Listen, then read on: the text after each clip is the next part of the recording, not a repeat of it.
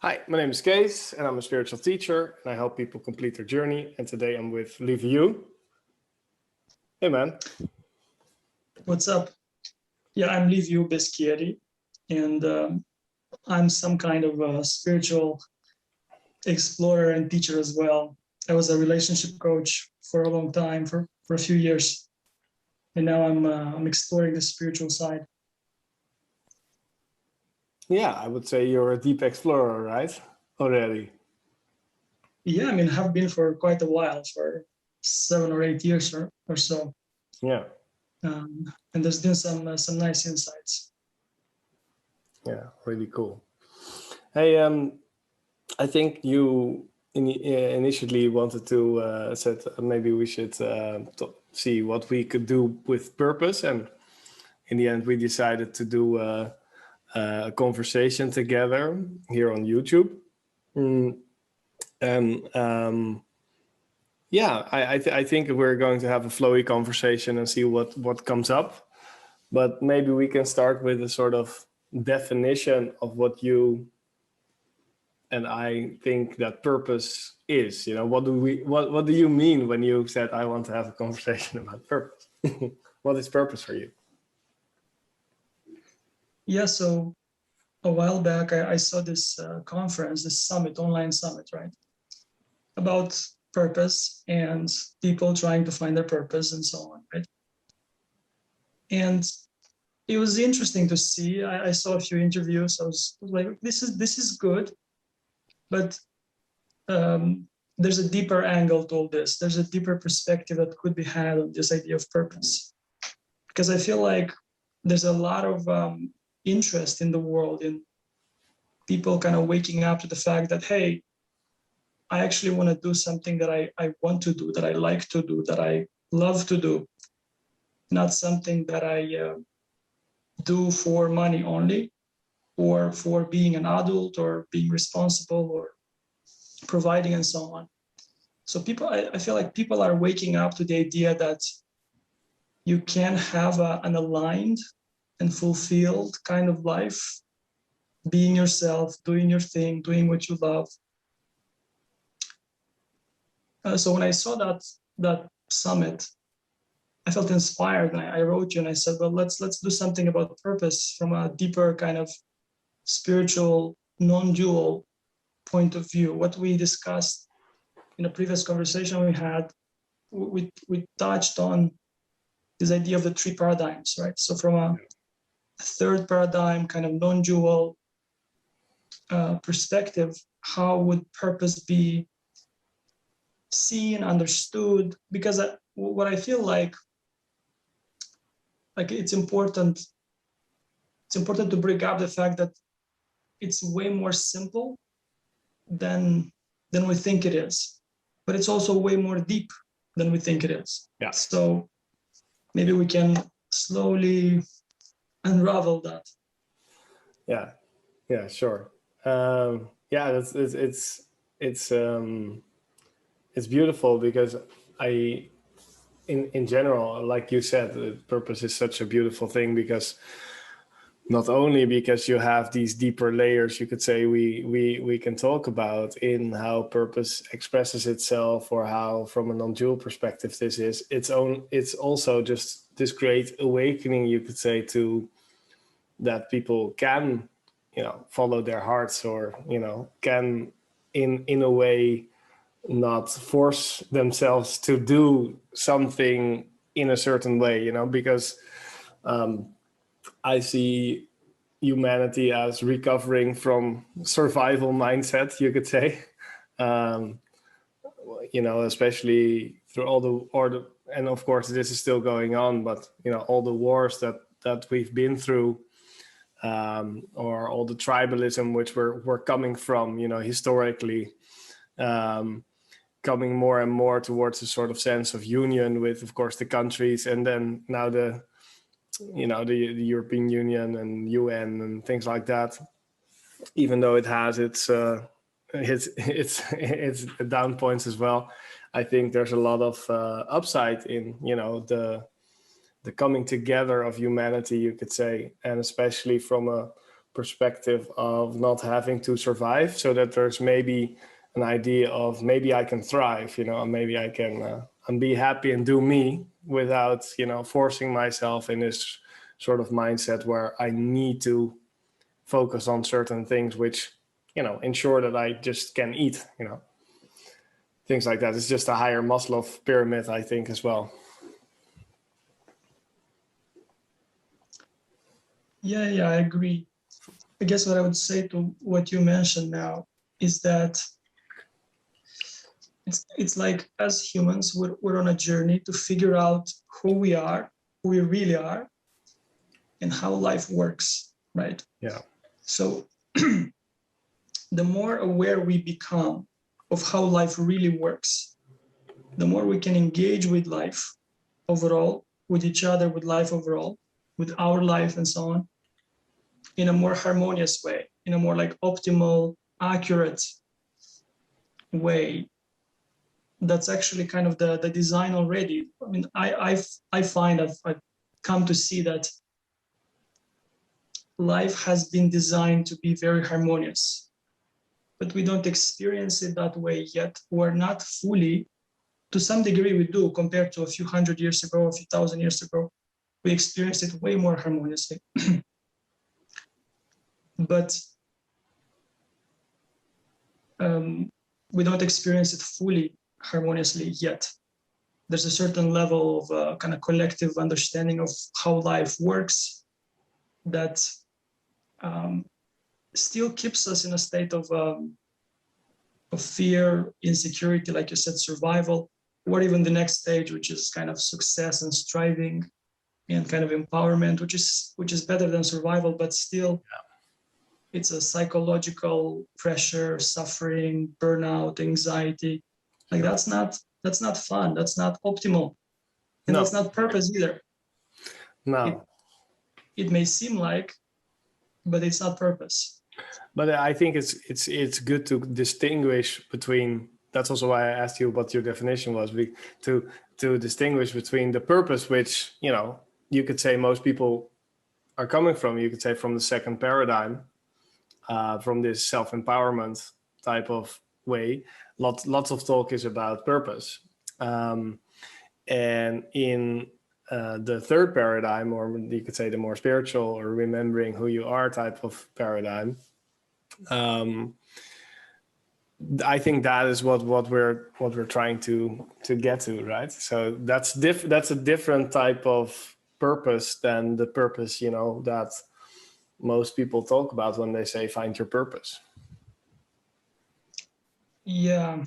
So to quickly define the paradigms for people who maybe haven't seen the other conversation, of course.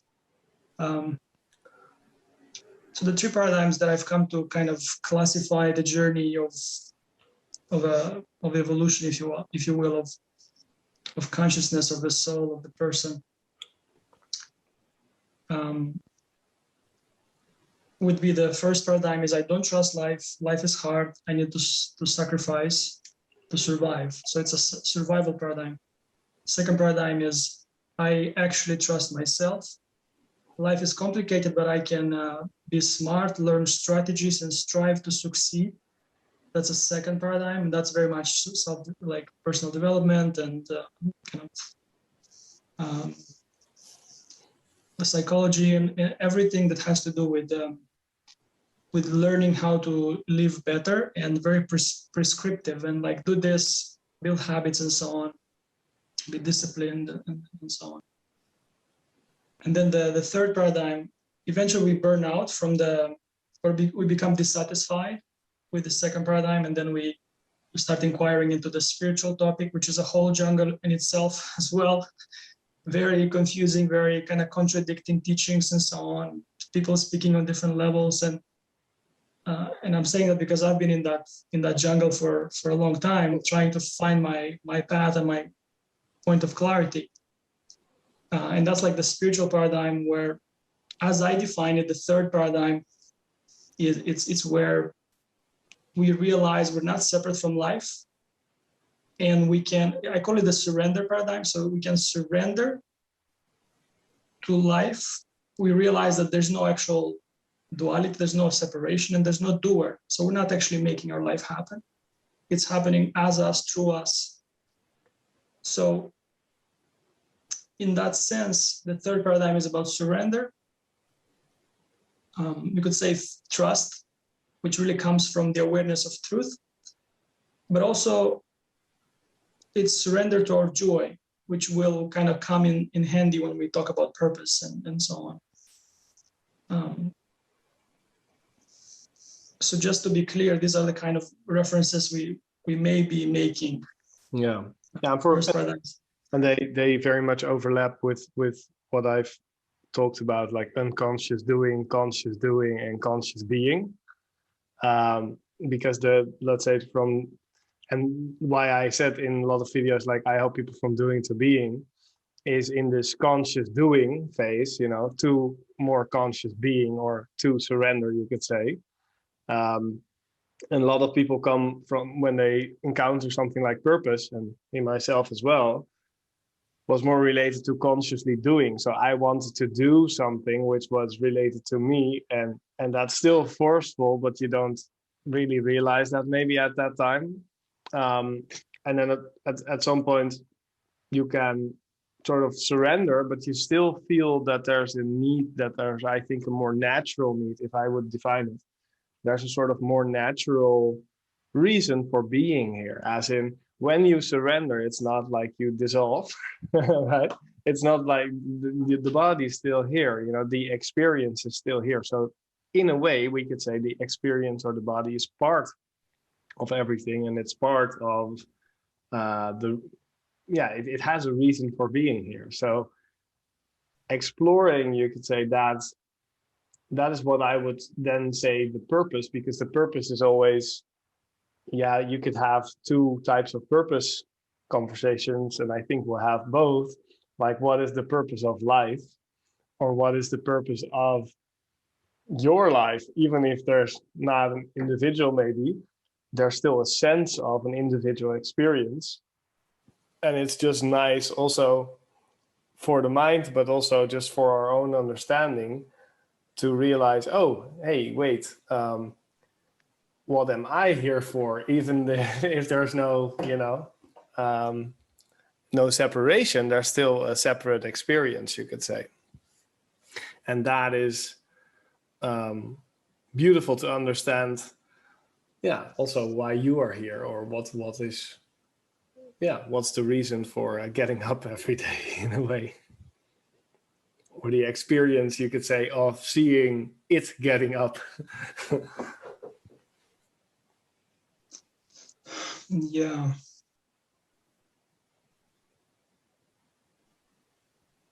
There was something that was coming up, but now I lost it. So I'd love to talk about this third perspective, or this this paradigm of individual life, you could say. I wrote down that it's sort of very much, when we talk about purpose, it's a sort of, you feel it's a sort of individual purpose, and next to the life purpose, you could say. And the individual purpose can be, like, you can do many exercises, and it can be forced in a way, and those can be helpful. But from a deeper paradigm, and I think that is where Liviu and I love to talk from, and talk about together, this sort of deeper paradigm where we sort of, life happens through us and we're part of that, and we tend to discover through that process, we tend to see and discover sort of patterns in actually what is happening. Maybe we can even get a sort of insights or downloads, or however you like to call it, or intuition about, or sort of even a knowing at some point about, hey, this is how these patterns of, quote unquote, my life have been interlocking, and I can see what is the reason, or I can know in my heart what is the reason why this individual is created in this, you could say, whole madness, or this sea of energy. Yeah. So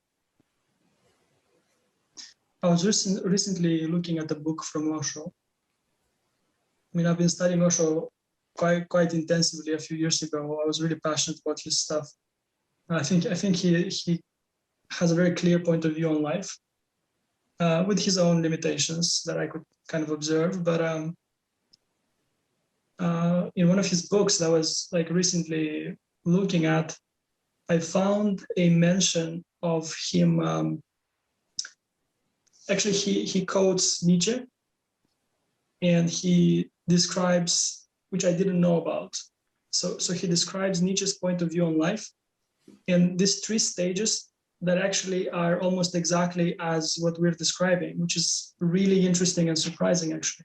Yeah. So Osho quotes Nietzsche basically and explains his point of view. And what he does explain is that Nietzsche saw it almost like these three animals. The camel, that's the first paradigm. The lion, that's the second paradigm. And the child, that's the third paradigm. Interesting. Wow, cool. And when I read it, and when I've read how kind of Osho interprets it, I was like, that's exactly it. That's exactly like how I've come to see it as well. Actually, I have my own animals that I put to each paradigm. Right. Would love to hear that, actually. maybe we'll get into it. But, okay. But for now, I really like this image of the camel who is like carrying the burden of social conditioning and trying to survive and adapt and basically sacrifice for its own survival. And then the lion who's like, fuck that. I want to be my own kind of king. I want to live my own life, follow my own dreams, and find my own purpose, build my own business, become a coach. I don't know, open my shop or something. So that's very like empowered, but without yet realizing it's still somewhat dysfunctional, somewhat it's painful because there's all this pressure on the lion to kind of sustain its kingdom and to build its life. There's a lot of suffering there. And then when we get to the child, eventually the lion consciousness becomes child consciousness. And this is kind of an echo in all spiritual kind of teachings. Everybody talks about being childlike, and that's why I'm sharing this story, because in a way, there's a difference between a lion's purpose and a child's purpose. You know? Yeah. A lion's purpose is very much self-driven and like, I figure it out, which in itself is something I observe in the whole personal development and even spiritual industry as a problem, because there's all this pressure that people have on themselves to figure out their purpose. And it's really, it's difficult, and it's, you could almost say, impractical and impossible, because it's, I don't see purpose as something you figure out. It's something that finds you, that you kind of stumble upon. You realize, wow, like I'm living my purpose, and that's beautiful. And of course, this is a way more complex conversation, which maybe we'll unravel. But kind of the distinction I'm trying to make here is that the lion is very self-driven and like fear-driven and ambitious and so on, while the child is more like playful and doesn't force things. It's curious, is fascinated with things. A child basically, which is what I said before, surrender to your joy. So the child is surrendered without realizing that it is surrendered. It is surrendered to its joy. Like it's moved by what's fun, what's curious, what's fascinating. So it's kind of like catching butterflies, you know? And without realizing, you're living your purpose. You're basically embodying your nature. Because in a way, that's what purpose is from this perspective. It's being yourself, your true self, following your joys, your passion, your gifts, your aptitudes, and so on. Yeah.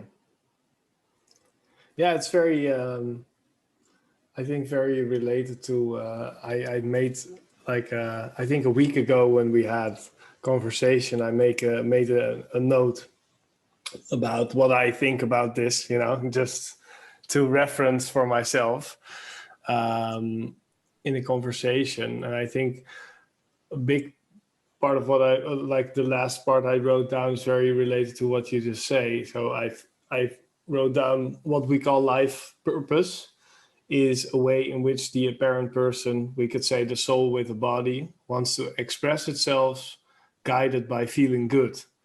That's the way of doing. And in my experience, this way of being and the individual life purpose is automatically formed, but through free will can be distorted. So the question, in my opinion, is only how much are you going to steer away from your natural purpose or your natural being. So Yeah, I like that. That I like that. Yeah, it's related to the child, right? The child is there, but we sort of, as the mind or the feeling of the apparent person, can try to distort this natural being there, basically, and also purpose them. Yeah, I like how you said that with free will we can distort. With the appearance, with the apparent idea of free will, which really means pressure to control my life. That's what free will means, as we understand it, which really is the kind of the source of anxiety and even depression. I feel like depression is disappointment with life, or like with anyway, anger and so on. As we understand free will, it's really fear will. It's fear trying to drive the bus because it doesn't know that it can surrender. It doesn't know that it's not separate from life, and life is way more intelligent than my own agendas and ideas about how things should happen. And it's beautiful that once we realize that we can surrender and relax and that go and follow that, like you said, feel good trail, or I call it the trail of joy, things start to make sense and work out quite well, and very synchronistically. Although, which is something I really want to touch in this whole conversation at some point, it still leads to suffering. It still leads to a certain kind of suffering. It's still like finding your purpose in the way that we're discussing here is not a painless process. It is guided by joy through surrender, but there's a lot of fear, and sometimes it can take a long time, months, and sometimes even years, I would say, of this kind of separate self, or for the ego, for the surface self, the social self, the conditioned part of us to start dissolving and dissolving, so that we can actually, or so that the more true essential self that we are can start arising and taking over and kind of leading the bus. And that's not an easy process. That can take a while. No, I got a sort of idea almost that of a visual of if you have a blanket and there's, let's say, lots of rocks on top of it, but at some point you have a hook, you could say, in the blanket, and if it's like you could say the divine or the universe pulling the hook up, which is that hook, could you say, is purpose or sort of intuition of purpose. And then, the stones could be categorized as sort of the conditioned self and the blanket as the real self. And the pulling, this pulling of the blanket, if we're the blanket, you could say that's painful on itself, because and the rocks, or the letting go of the rocks, is also painful because there's comfort there, there's security there. If the wind comes, you wouldn't be taken away because of all these rocks that were there. So in a way, it's definitely painful, as I felt myself as well, to be pulled to something which is very much outside of your comfort zone, but also very much in line with what you would actually want. But the feeling is not yet, because I'm not ready. But the readiness is only created by taking the steps, which again is very, if we talk about this, it's very easy also if Liviu is talking about, guiding with joy or going with joy. There can be a sort of misunderstanding, I think, in people watching that you every day think, where is joy? Let's find that today, or where do I feel happy? And then I run towards that. But that would be a sort of mental process. And I think that you don't do that mental process, right? Yeah, of course, the idea of joy can be misunderstood. But I feel like it's one of the best pointers for what I'm trying to point to. Yeah. Okay. It's just it's the contrast between what is not joyful, what I don't feel like doing, and for me, joy means what I want to do, what I feel like doing in the moment. Yeah. So what's natural to do, and there's almost levels. Cases like there's levels to what to this idea of joy. Eventually you can come to like no mind. That's also joy. It's just being moved. You don't even think about it. That's like the deepest level, you could say, or even no self. It's like just life happens, right? Yeah. And that's like the purest way that the Tao unfolds.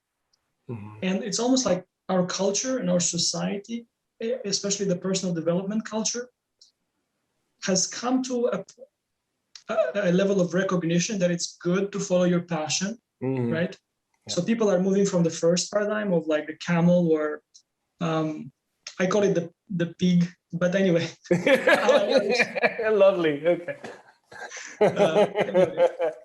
Maybe I'll explain actually, let me explain, because for me the first paradigm is like the piggy paradigm, where it like lives from fear and makes a mess.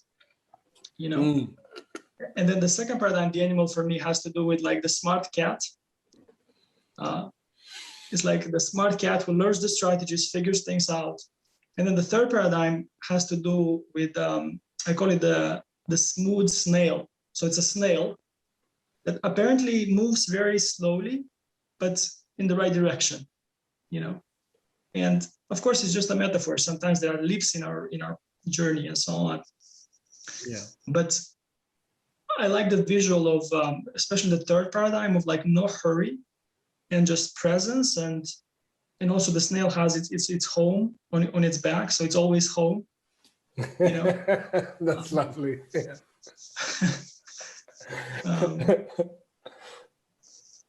Yeah. And you could almost like in the third paradigm, you can play with the snake being the opposition of the snail, the snake being kind of the,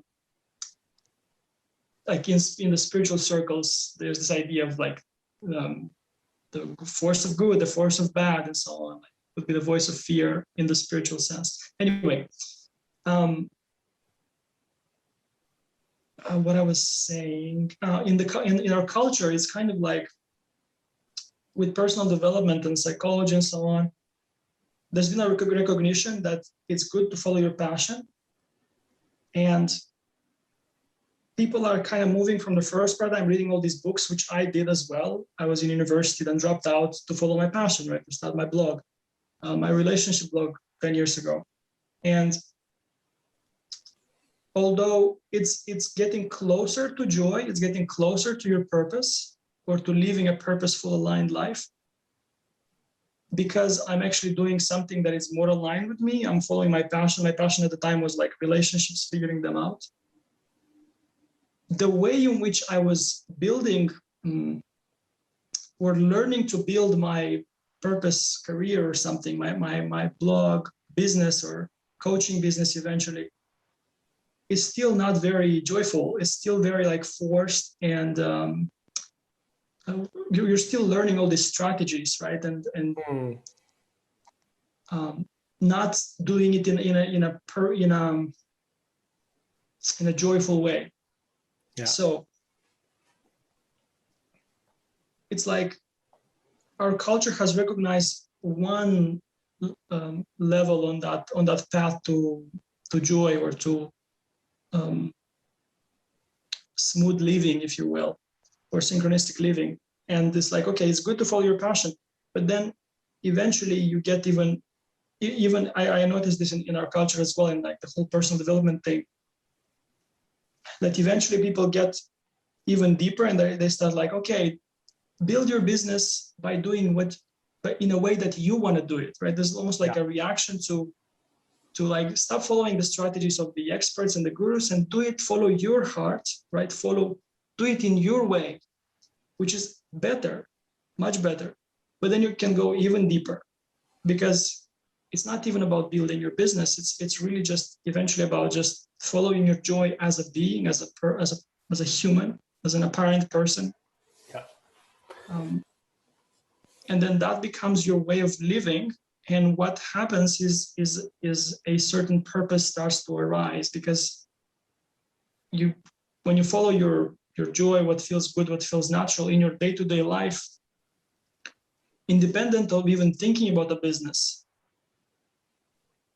like clarity starts to arise of who you are, and how you want to function in the world, and how you want to contribute in the world. So I like how Liz Gilbert also says, of course, she's also spiritual. She gets it in quite a deep way. It's like, follow your curiosity, right? She was a writer for many years, and eventually she didn't know what to do with her life at some point, and she started being interested in botanics, and like flowers, and it's like, what the heck? That has nothing to do with who I am, with my writing career and so on. But eventually she kind of went there and ended up writing a major book about it, which is an example of, it's not even about business or even money and so on. It's deeper. It's more about how you live your life day to day.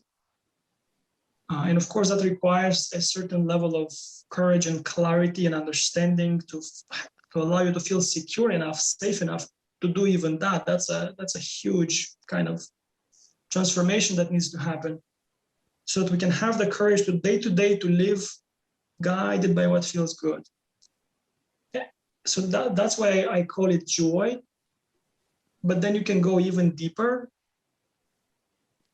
and not even think about, like, is this joyful? Is this not joyful? Because that was like a useful tool to help you distinguish between what's doesn't feel good and what feels good, right? The joy idea. But then when you go deeper, it's not even about what feels good. That's included, but also transcended. And it's more about what feels natural, right? And sometimes it's not going to feel good, but it's going to feel natural. Like cleaning the house is not necessarily the biggest joy, but when it's the right time for it, and you don't force yourself, it's natural. It's not my biggest passion in life, but it's natural to do it, for example. And then kind of to finish this idea, eventually when you kind of explore the deeper spiritual stuff, you come to like no self, no mind, and like no thinking. So life just happens, right? And you're not really managing it anymore. You're not even thinking about joy. That's already included, because it's part of your awareness that it makes no sense to not do what is not joyful. It just makes no sense anymore. So that's part of your kind of coding or operating system. But you've transcended even that kind of reflection, and you're basically come to a point where it's just you're moved by Tao. You're moved, and that's it.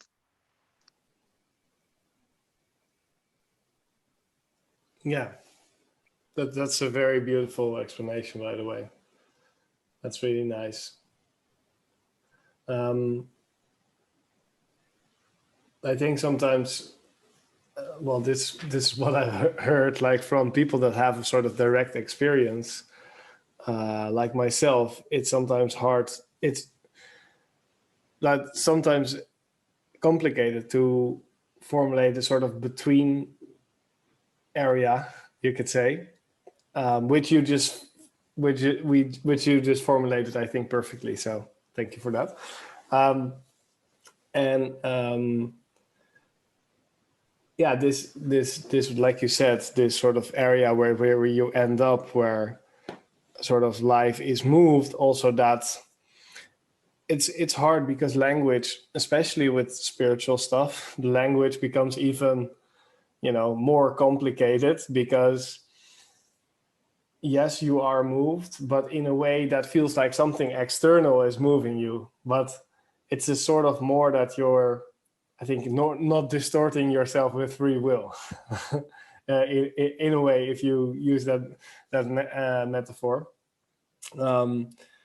But what I really liked in what you talked about as well is that, and this is something which I realize more and more every day, you could say, that there's a time and a place for every action to be useful. And especially when it comes to business concepts, right? At the beginning, for example, if I talk about myself, I was always the guy that was extremely forceful with all these tactics, also with my job. And then when I created more freedom for myself, you could say, or extended into different paradigms, what happened is, at the beginning, I was very resistant with all these tactics. You could say any type of structure. I almost hated any type of structure, because there was just this sense of, oh, I'm not going to limit myself in this way, because I was always very goal oriented. And that, goals are totally fine, of course, but I forced myself very much to build that in a sort of routine, to build that in a sort of day-to-day structure, and then be totally trapped by it, basically by my own dreams. So being trapped by my own dreams, because my mind took over and forced myself to do all these tactics and schedules and things like that. So, but in recent years, I've been allowing more and more of that in again, because without being resistant to it. But it took me a good, let's say, 5 years to really allow myself to take that in again, to look at a marketing video, for example, to see how I can do better videos today or with you. That's very constructive for me now. But let's say 2 or 3 years ago, I would say, wow, that's no structure. I don't want any type of thing like that again.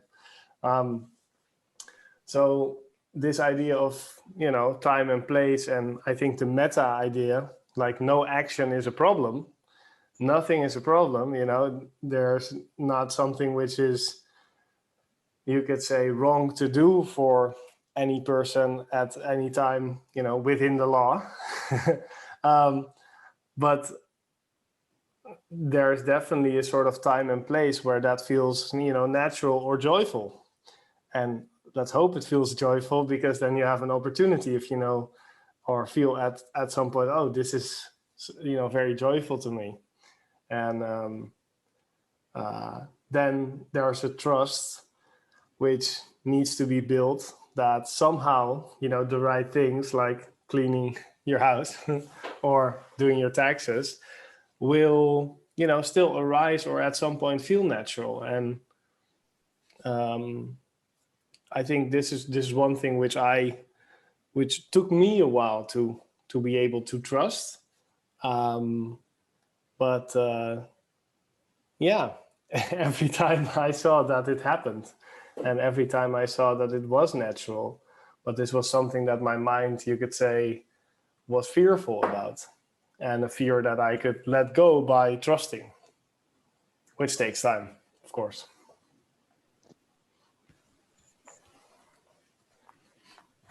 Yeah.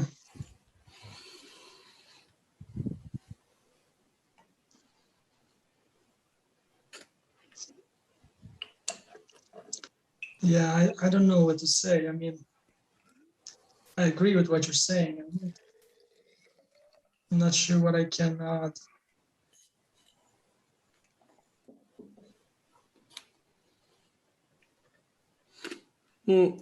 Okay, so let me talk about a different thing then. I think so. This idea of finding my purpose, like for a long time, I felt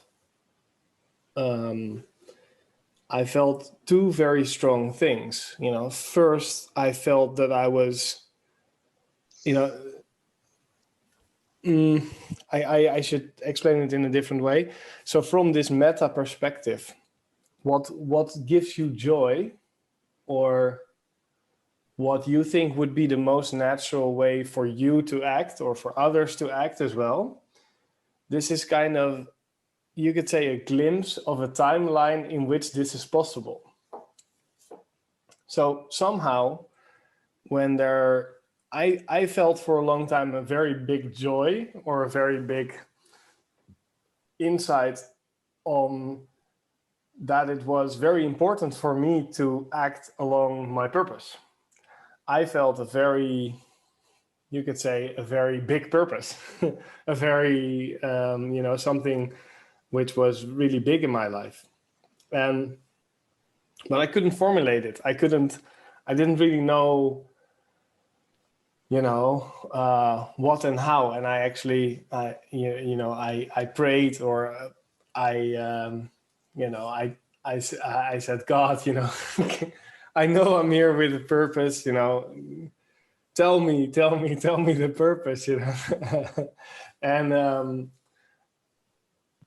actually through time I discovered, like, it all became clear, but I struggled with that a lot, even though I was already taking the steps to get me ready, you could say, for my purpose. So I was always doing the right thing. There's never been a moment in which I was not doing my purpose. But to not have that clarity is very frustrating, or was very frustrating for me. But then I think I talked about that with you, because we had a sort of preview conversation a week ago, I think, or a week before that. And I said, actually, I realized that if I would have known my purpose back then, when I said, God, tell me the purpose, then I probably would be freaking scared, and wouldn't be, it would be seem very strange to me. I would not be ready, basically, to hear my true purpose. Yeah. So it's also a journey to get ready, you could say, for the purpose. And I very much understand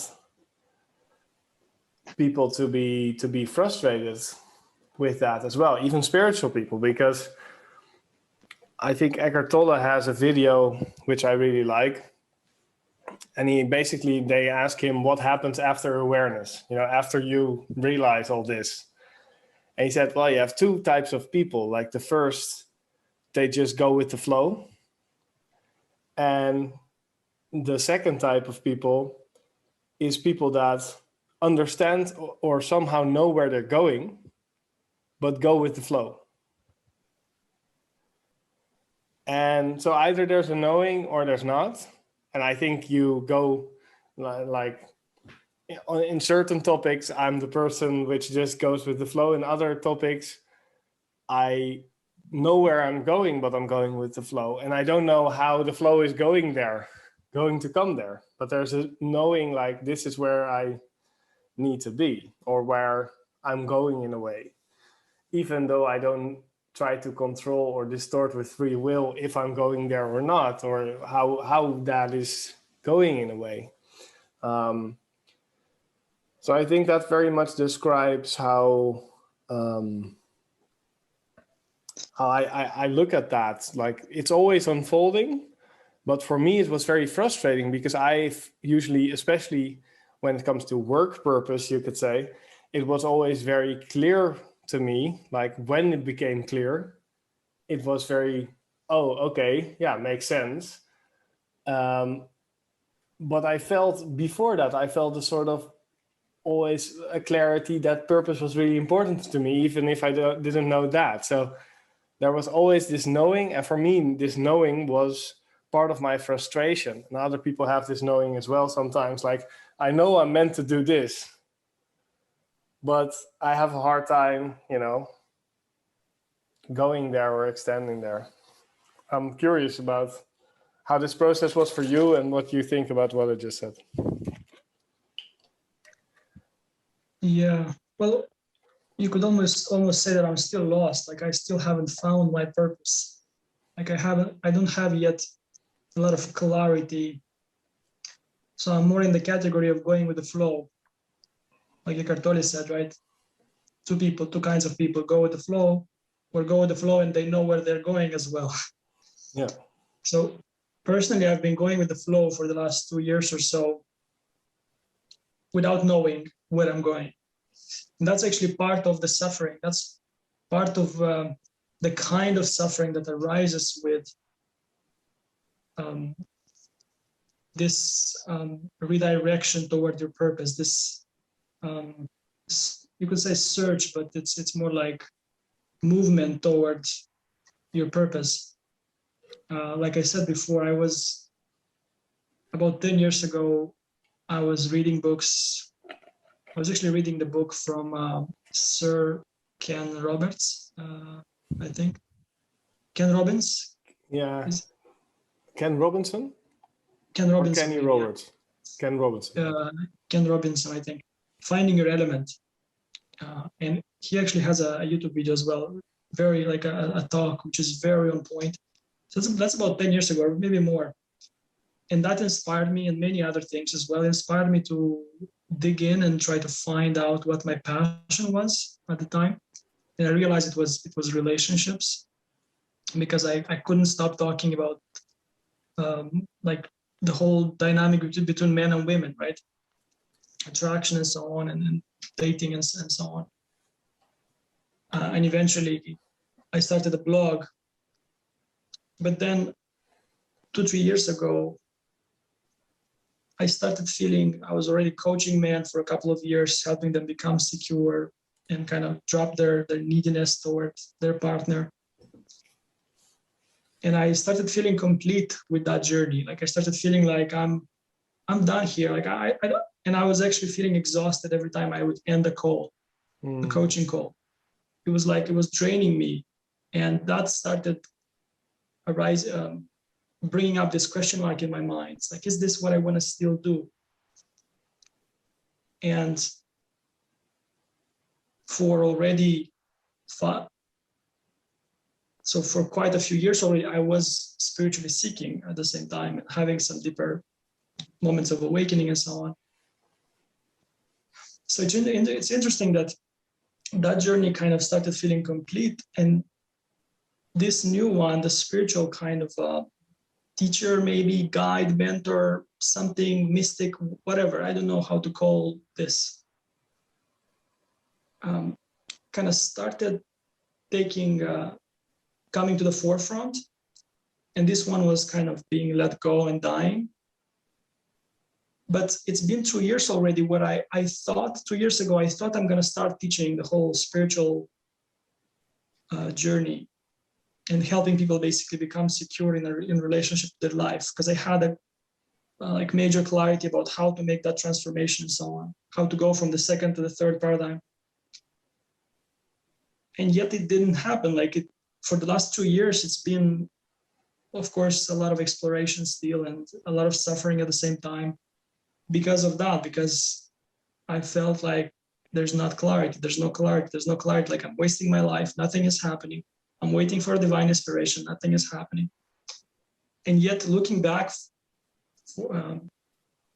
over these 2 years, a lot has been happening. It's just that it's not how I expected it. It's, and And even now, like whenever I have days and hours where I feel I suffer, like I feel angry with life, or I feel upset and disappointed, I feel anxious sometimes, it has to do with this uncertainty, with this lack of clarity. But by now, what I know is that this is not a problem. This is actually part of the process of it's part of the journey, part of the maturation from that, what we call the insecure self to the secure self, or from the surface self to the essential self. Like, I don't know yet what that essential self for me is, and like what's the direction to go into. I'm flirting with it by having these conversations with you, and potentially doing some coaching with people. But in terms of what you mentioned about not being ready, like that's the thing.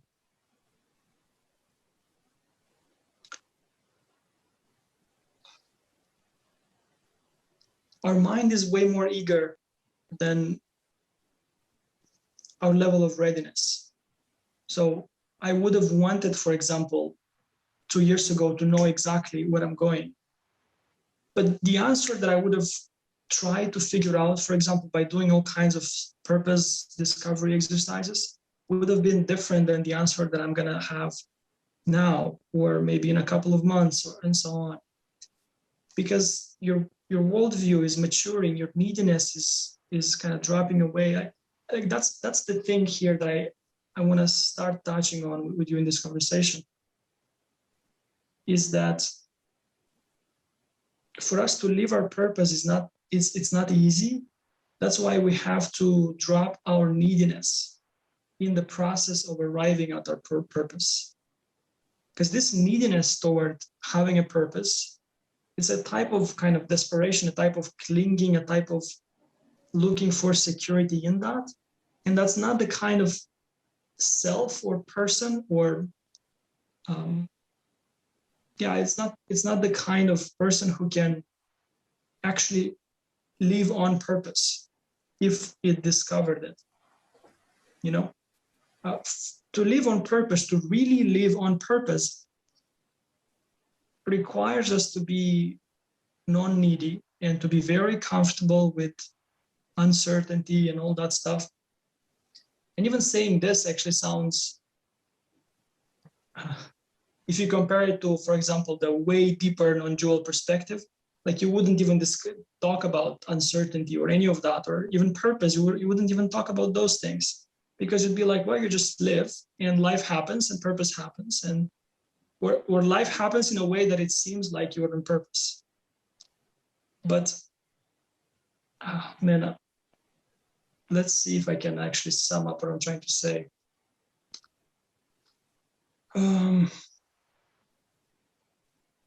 So part of the process to discovering something that we could call our purpose is the death of our neediness, is being okay without having a purpose, is being okay with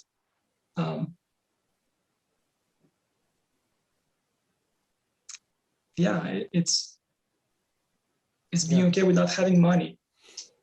It's being okay with wasting our time. It's being okay with wasting our life. Like, all these big fears are actually part of our needy approach and mindset. And it's part of the insecure self that I call. And an insecure self can't live on purpose. It can simulate being on purpose, which is what the second paradigm is a lot about. It's insecure selves. And I was there, and I'm kind of transitioning and so on, or have been for quite a while. Like, the insecure self is not living on purpose. It's living on the appearance of purpose, or a type of purpose that is very performance-based and forced versus playfulness-based and natural, which is very different. I still don't feel like I touched on what I wanted to say, but maybe we can. Yes, of course, take your time. It's okay. Well, one of the things I wanted to say related to your journey, I think, and this is a very, I think, so there are two ways to talk about that. I think I talked with a coach, I think 2 years ago, that was very much into, but let's say that was years ahead of my spiritual journey, you could say. She had her awakening, let's say 12 years ago or something like that. And I talked to her, I think 2 years ago. And she said to me, she was very intuitive as well. She said, you're still in this phase where you're still eating, you could say. You're still, you're gaining strength. You're still, she had this Vedic word for it, but it meant, I'm still eating, I'm still gaining strength, I'm still recovering, you could say, from the whole personal trauma. So not a specific trauma in my life, but just the idea of being separate, needing to survive, needing to do all these things. I was still recovering from that. And my way of recovering was eating a lot and watching YouTube for spiritual videos and things like that. So, which is totally, awesome and very normal as well to go through. And another way I've heard this described is in a guy, he described sort of phases after spiritual awakening, and the first stage he called the Hermit Phase, where you're just sort of locked in with your ideas, and sort of life says stop. Don't give this guy anything. He needs to first process all these things that he has gone through. And I think for me, in the last year or something, or I think maybe year and a half, it has been fading slowly. But for a long time, I was just there. So, I think for at least 4 years, I was just in this hermit phase, you could say, where I was doing things in the world, but you could say I was half-assing it, because I needed all this energy for this transformation. I was in this cocoon, and the butterfly needed to get out. So it took a lot of time to, build this. So I think this is a very normal thing as well to need to recover after you have some deep insights or some deep understanding. So if you're watching this video, you probably have had some of these understandings. So be kind to yourself, like Liviu is doing, and I admire that. That's very important. I think that was one of the things I wanted to say. And then the other thing is what you were touching on, what's basically, the deeper version, you could say, of purpose is, purpose is just a word, of course. And all there is just energy, is just life, or it's emptiness energying, or emptiness lifing, or whatever you could say. So the purpose of life is not really there, I wrote down, but there is what life is doing, and that is expansion. And life expands in a way through us as souls or as consciousness, through certain experiences. And these experiences,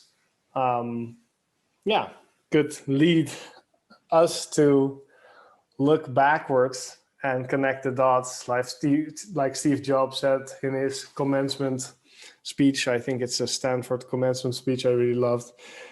He said, you can only connect the dots looking backwards. And I think that's really powerful. So all these experiences happen as an expansion of life. So you being there, that's the big purpose, you could say. If you would give it a label, just us being here and an expansion happening through us being here, that is the purpose of life. If you would even label it. And then our individual purpose is how we expand it, you could say. And how we expand it is, it's just expanding naturally, but we can look backwards and connect the dots and think, okay, wait, it's actually like this, maybe. And when that clarity arises, I think that's lovely. But actually that's lovely for, in a way, for our mind or for our understanding. But before, it was already happening.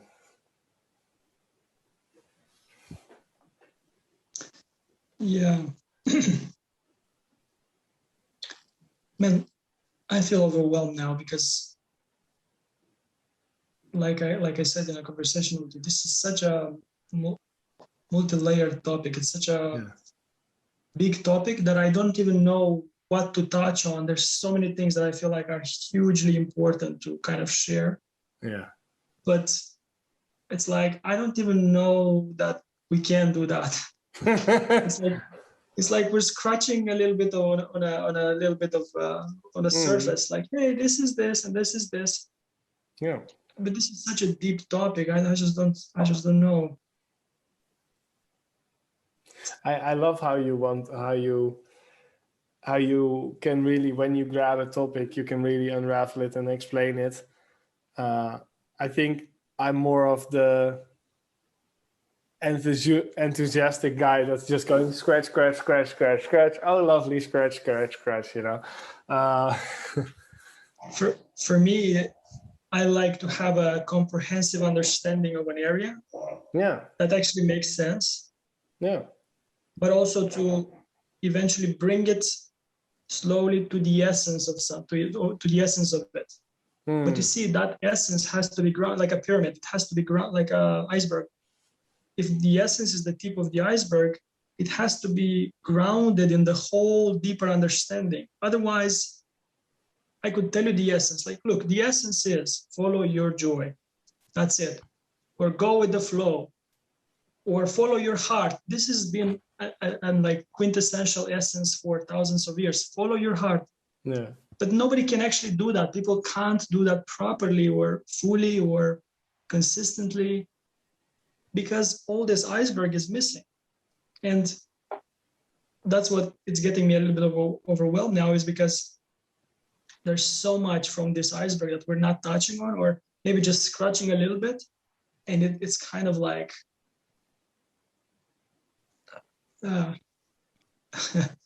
it's almost useless in my mind. I think it's very useful for people watching, but we can, of course, you can take your time to think and we can edit. So it's not a problem. You know, I feel like this is part of the conversation to be had. I'm just trying to see what.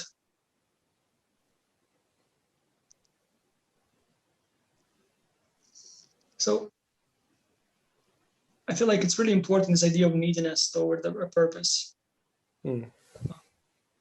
Because most people are trying to find their purpose. And that's just the same way with trying to find your soulmate or your romantic partner. And it's never going to happen as long as you're needy about it. You're coming, and even if it does happen, what you do end up finding is not the right thing, because you're grasping at every apparent opportunity, right? It's like, oh, is this the right person? Oh, great. Let's try to figure it out, to have a relationship. And then you realize it's not really the right relationship. Because from a needy mindset, we make needy choices. We make inaccurate choices. And that happens with relationships that I've come to see in my journey, but also with jobs, with work. You know, from a needy kind of, I need to find my, so I feel like we have a codependent relationship with work. That's what I'm trying to say, I guess. And from that needy codependent relationship, we're making all the wrong choices in regards to our jobs or projects we embark on. They're very much like money motivated, survival motivated. And in relationships, the parallel would be when people are looking for, like guys, you could say, are looking a lot for sex, like sexual partners, all from their unawareness, of course, from their innocent ignorance. And women, for example, would be looking also from their innocent ignorance for some kind of security and status or authority or some kind of sense of safety in a man, you know? So from that point of view, we're making all the bad choices, you know, with relationships, in this case with work. So this in itself is kind of a big conversation of like recognizing the codependent relationship we have with work/purpose, and then how to overcome that and how to kind of shift that. Because it is possible to shift. What we need to shift is our mindset, our point of view. And part of shifting has to do with a lot of the things we discussed now in this conversation so far, you know, with the recognition that our purpose is something that feels good, where when you live on purpose, or even purpose is such an interesting word, you could almost replace it with alignment, like living in alignment with who you are and what you're designed to do, your gifts, your talents, what feels natural for you and fun for you to do.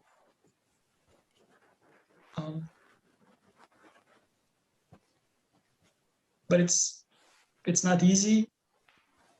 It requires a lot of clarity, but it's difficult in that sense that we discussed already, that there's a lot of fear coming up, a lot of distrust, a lot of uncertainty that you have to, a lot of time that it seems like you're being idle or you're not going anywhere, but a lot is actually happening.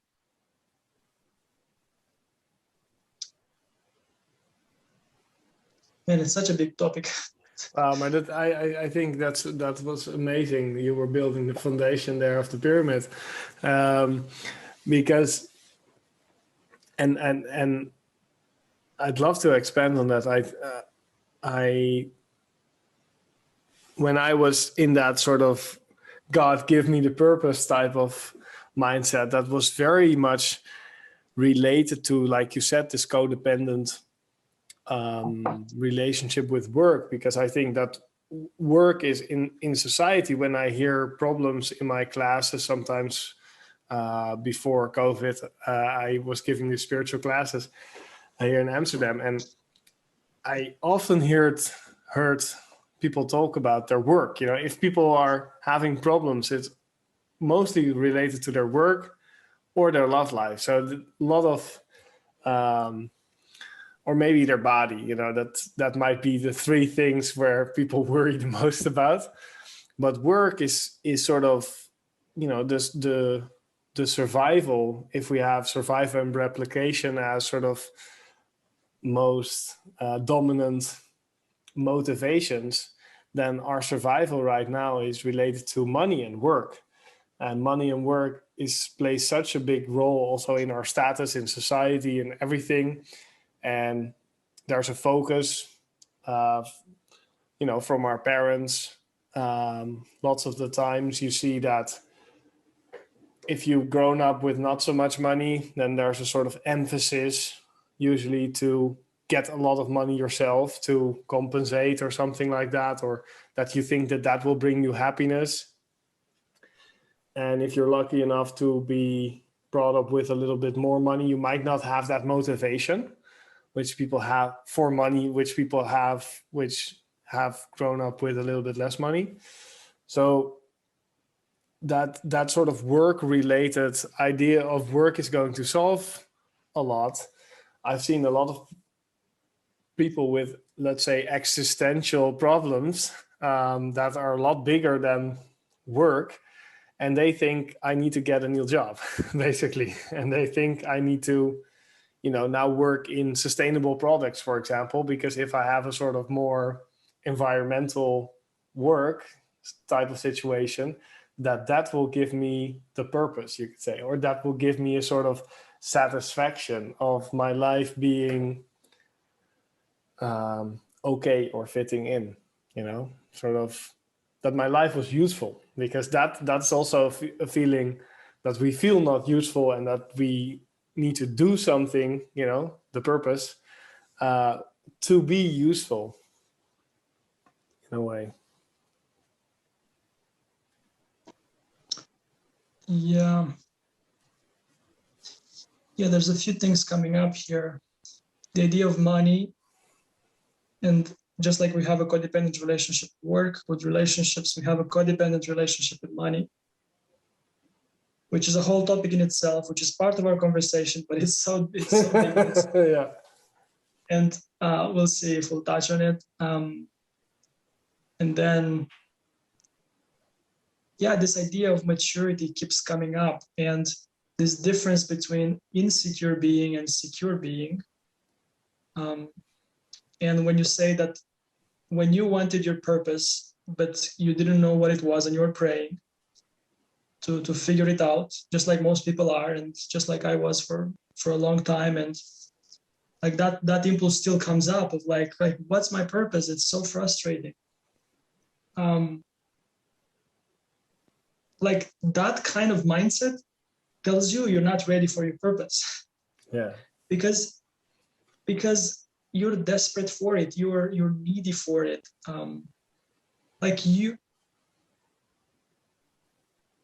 That's an insecure, needy, codependent view toward purpose. It's I need. It's just like imagine purpose with a person, a partner. I need my purpose. I need my partner.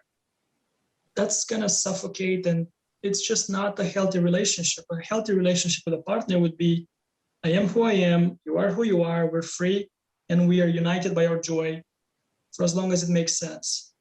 That's a simple point of view. And that joy, of course, includes hardships and kind of conflicts and adjustments, but it's a bond of joy that, like, it's my joy to be with you, it's your joy to be with me.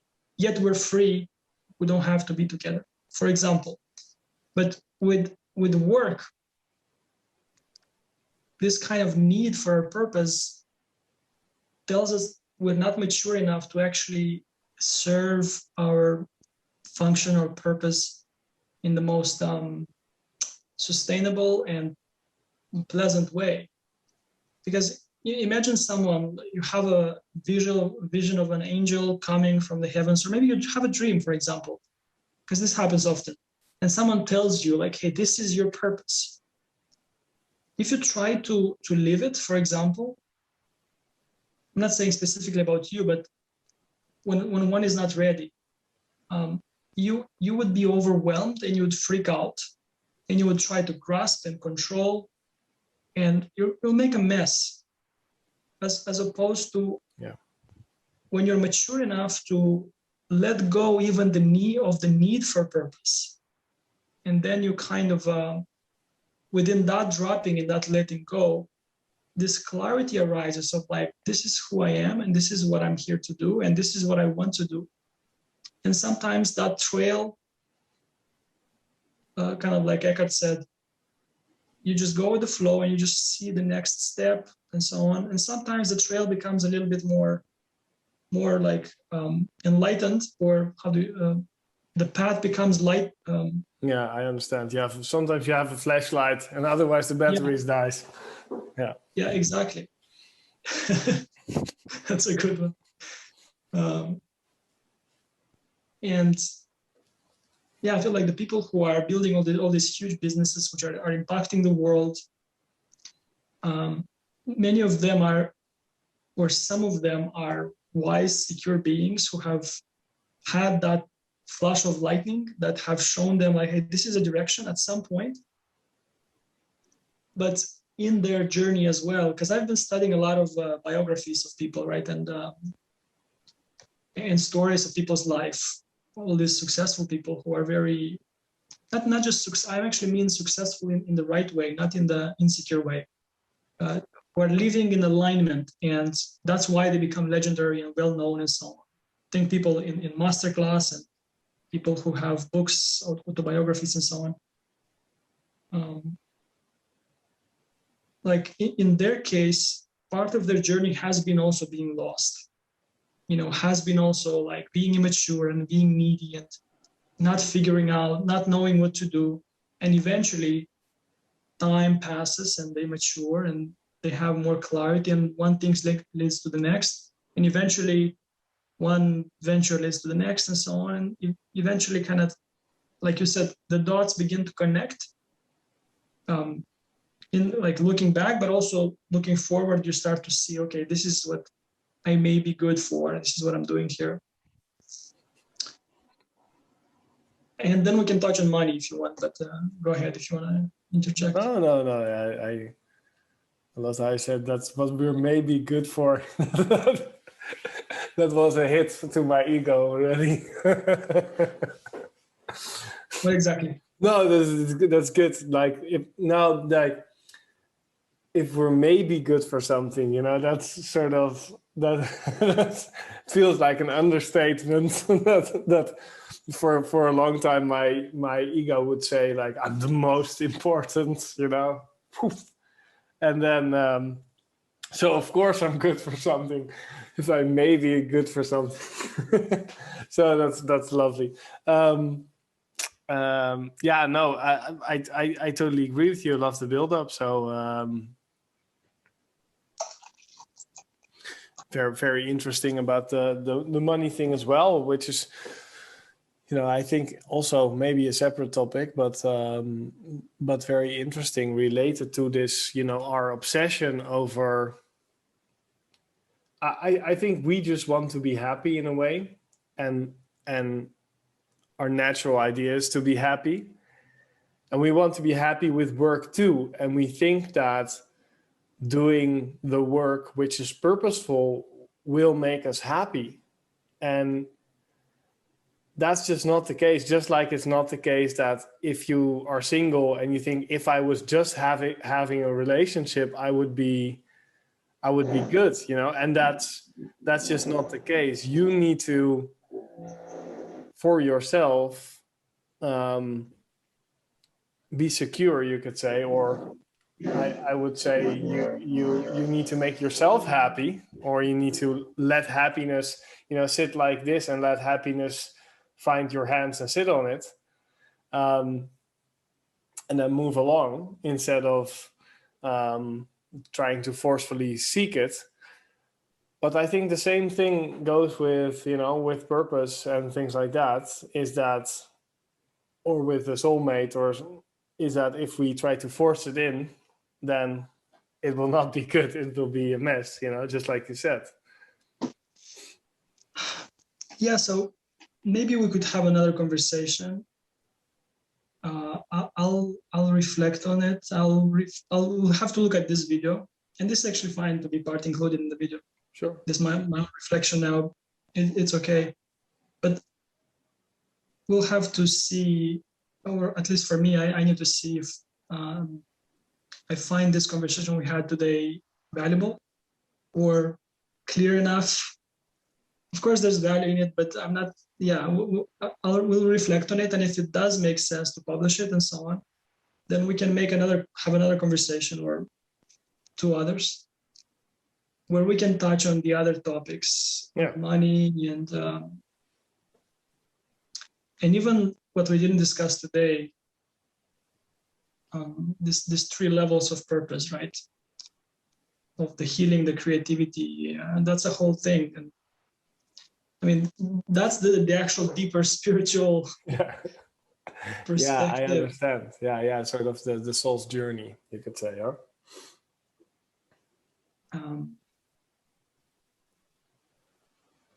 Cool.